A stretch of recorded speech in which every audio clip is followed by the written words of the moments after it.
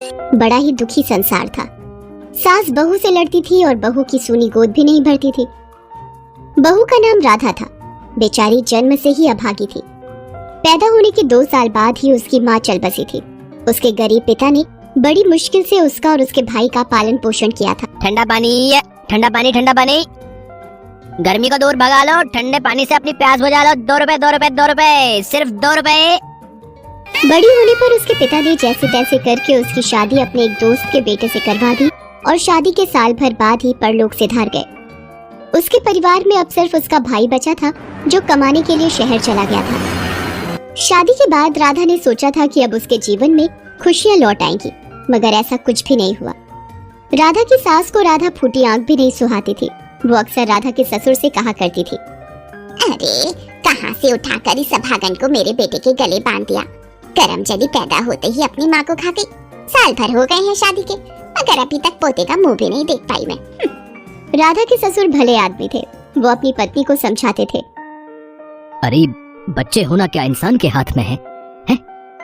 तो भी खामखा बेचारी के पीछे पड़ी रहती है। इसी तरह रो धोकर राधा का जीवन गुजर रहा था कि तभी एक अनहोनी हो गई। एक दुर्घटना में राधा के पति की मौत हो गई। बेचारी राधा छोटी सी उम्र में ही विधवा हो गई।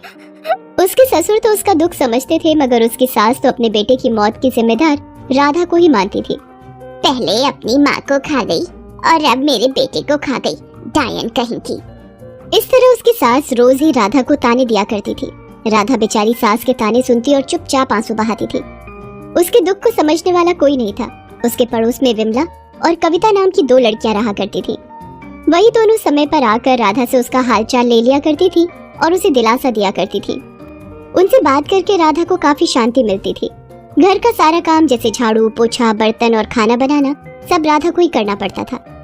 एक दिन उसने खाना बनाया और अपने सास ससुर को खाना परोसा।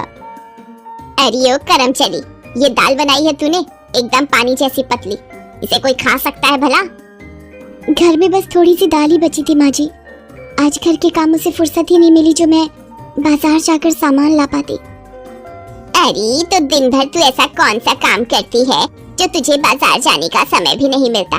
छोटा सा तो घर है, उसमें कितना काम निकल जाता है तुझे, जो सारा दिन इसी में लग जाता है।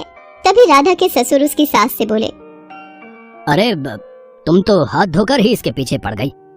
जब देखो किसी ना किसी बात पर बेचारी को ताने देती रहती हो। एक दिन अगर थोड़ी पतली दाल खा लोगी तो क्या मर जाओगी? एक तो बेचारी दिन भर घर के कामों में पिसती रहती है, ऊपर से तुम्हारे ताने भी सुनती है। इसकी जगह कोई और लड़की होती तो कब की चली गई होती इस नरक को छोड़कर। तो चली जाए ना, मेरे बेटे को तो खा गई, अब क्या हमें खाकर मानेगी? राधा ने अपनी सास की बातें सुनी और चुपचाप वहाँ से चली गई। उसकी आंखों में आंसू भरे हुए थे। उस दिन घर का बाकी काम निपटाकर राधा सामान लेने बाजार गई। वहीं उसे गांव का उचक्का घनसू मिल गया। घनसू एक नंबर का आवारा और दुष्ट आदमी था। गांव की लड़कियों को छेड़ना उसका प्रिय काम था। जब राधा सामान लेकर लौट रही थी तब घनसू उसके पीछे लग गया। उसे पीछा करते देख राधा भी तेज तेज चलने लगी। घनसू ने राधा का पीछा घर तक किया, फिर वहाँ से लौट गया, मगर राधा की सास की नजर घनसू पर पड़ गई। ये उचक्का इसके पीछे पीछे क्यों आ रहा था? जरूर इसका चक्कर चल रहा है इस उचक्के के साथ। राधा जैसे ही घर पहुंची उसकी सास तमक कर बोली, क्यों री, गांव के उचक्कों से नैन मटक्का करने गई थी कुलटा? राधा पर तो सास की बात सुनकर जैसे बिजली ही गिर पड़ी।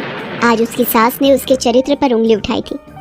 वो कुछ बोल पाती उससे पहले ही सास ने वहां रखी झाड़ू उठाई और राधा को बेतहाशा पीटने लगी।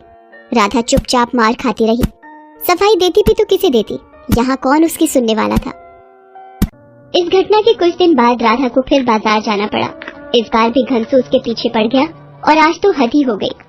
घनसू ने एक सुनसान जगह देखकर राधा का हाथ पकड़ लिया और बेशर्मी से बोला, अब तुम्हारा पति तो रहा है, मेरे साथ भाग चलो, रानी बना के रखूंगा, रानी है। छोड़ मेरा हाथ, बेशर्म कहेंगे। शर्म नहीं आती एक विधवा से इस तरह की बातें करते हुए? अभी राधा अपना हाथ छुड़ा ही रही थी कि वहाँ विमला और कविता आ गई। घनसू को राधा का हाथ पकड़े देख वो दोनों सारा माजरा समझ गई। कविता ने झट अपनी चप्पल निकाली और घनसू के मुंह पर मारती हुई बोली, बहुत शौक है ना तुझे भोली भाली लड़कियों को छेड़ने का, जरा मुझे छेड़ कर दिखा। विमला ने भी उसके मुंह पर एक तमाचा मारते हुए कहा, राधा भाभी को बेसहारा समझकर छेड़ रहा था ना तूने, अब दिखा। अब दिखा अपनी मर्दानगी और छेड़ हमें। कविता दीदी, इसे ऐसे मत छोड़ना। पुलिस को बुलाते हैं और इसे जेल भिजवाते हैं। घनसू की घिघी बन गई। वो माफी मांगता हुआ बोला, नहीं, मुझे माफ कर दो। मेरी तौबा है, मेरे बाप की तौबा, जो आज के बाद से कभी मैंने किसी लड़की को छेड़ा तो भाग जाए यहाँ से और दोबारा दिखाई मत देना। घनसू अपने आप को बचाकर वहाँ से ऐसा भागा कि दोबारा उस गांव में दिखाई नहीं दिया। कविता और विमला ने फिर राधा को घर पहुँचा दिया। इस घटना के कुछ दिनों के बाद एक दिन राधा घर के दरवाजे पर झाड़ू लगा रही थी कि तभी वहाँ एक रिक्शा आकर रुका। उस रिक्शे से उसका भाई निकला। अपने भाई को देखकर राधा के मुरझाए चेहरे पर मुस्कुराहट तैर गई। राधा के भाई कमल ने जब राधा को इस हाल में देखा तो उसका दिल रो पड़ा। उसने मन ही मन कहा, हाय मेरी फूल सी बहन, इतनी सी उम्र में ही विधवा हो, न जाने क्या क्या दुख भोग रही है। राधा ने दौड़कर अपने भाई के पैर छुए। तभी उसकी सास भी बाहर आ गई और कमल को देखकर बनावटी खुशी जाहिर करती हुई बोली, आओ आओ बेटा, बड़े दिनों बाद आना हुआ इस बार। कमल अंदर आया और राधा के सास ससुर के पैर छुए और बोला, मैं आप लोगों से राधा के बारे में कुछ बात करने आया हूँ। हाँ हाँ बेटा, बोलो ना।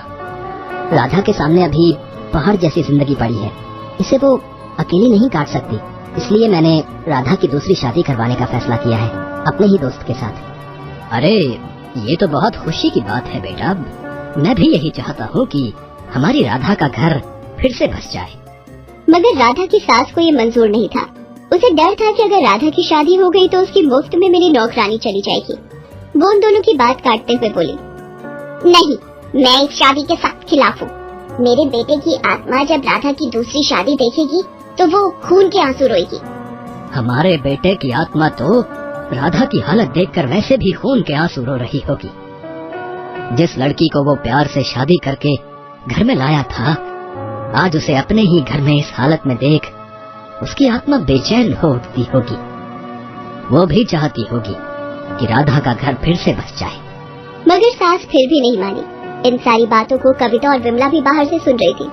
राधा की सास की बातें सुनकर दोनों गांव के प्रधान, मुखिया, सरपंच और बाकी बड़े लोगों को वहां ले आई। सरपंच ने राधा की सास को समझाते हुए कहा, अरे तुम भी तो राधा की माँ के जैसे ही हो, है? जरा सोचो तो, अगर तुम्हारी बेटी की ऐसी हालत होती तो तुम क्या करती? इतनी पत्थर दिल मत बनो।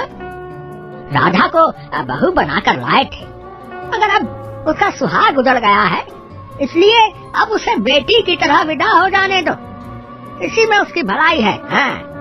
इस तरह गांव के बाकी लोगों ने भी राधा की सास को समझाया। सबके समझाने से राधा की सास को भी अपनी गलती का एहसास हो गया। उसने भी राधा की दूसरी शादी करवाने के लिए हामी भर दी। इसके बाद सास ससुर ने बेटी की तरह राधा को विदा किया और कमल ने शहर लाकर उसकी शादी अपने दोस्त से करवा दी। राधा के जीवन में भी